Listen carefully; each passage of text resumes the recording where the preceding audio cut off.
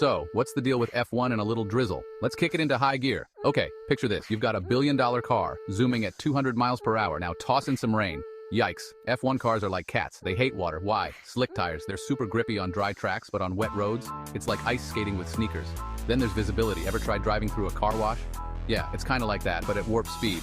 Drivers can barely see the car in front, and let's talk safety. These cars are tech marvels, but rain messes with their sensors and brakes. Hydroplaning at 200 miles per hour? No thanks. So they either delay the race or slap on wet tires. But even then, it's a slippery gamble. Next time it rains and you're bummed about a delayed race, just remember, it's all about keeping those speed demons safe and sound. Stay tuned, hit that like button, and keep your foot on the gas. This is Drive Dive, over and out.